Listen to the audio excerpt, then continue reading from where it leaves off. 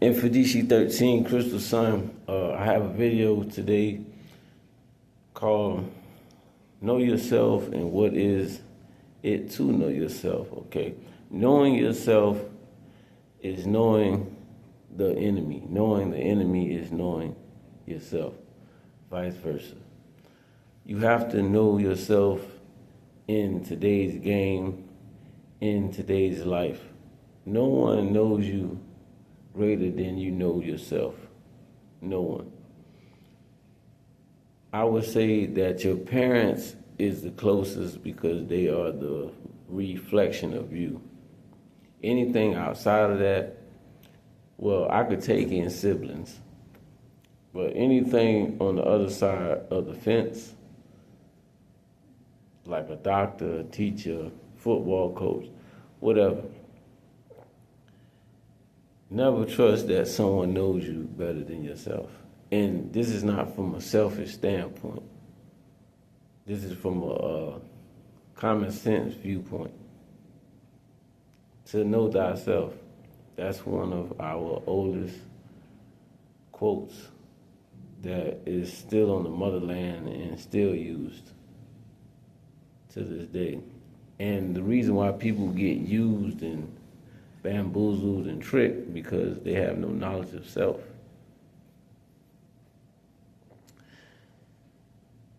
We don't colonize the Europeans, we don't colonize the Jews or the Chinese or the Asians, not because we can't do it. They have the knowledge of themselves, their ancestral knowledge. The Jews will not let you teach their kids because they understand the power of teaching and how we can oppress a people through teaching. That goes for the European too, the Chinese, the Chinese too, the Japanese. They know this.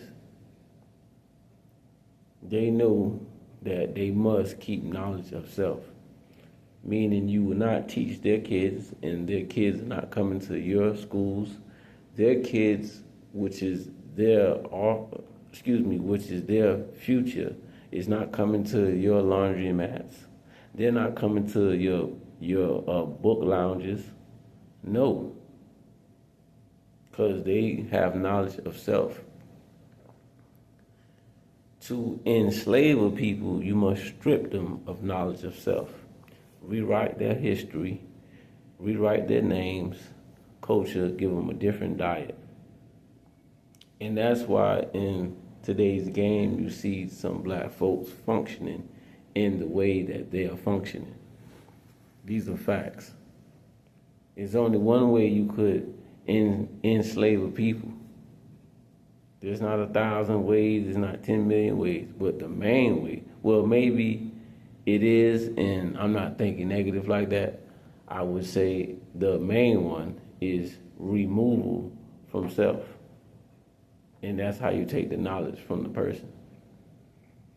So it's simple steps, which you could see in this game of life. What they do to us, we choose not to do to them because they won't let it happen. When you go to church, how many Chinese people do you see in it? You see nothing but black folks celebrating a European doctrine.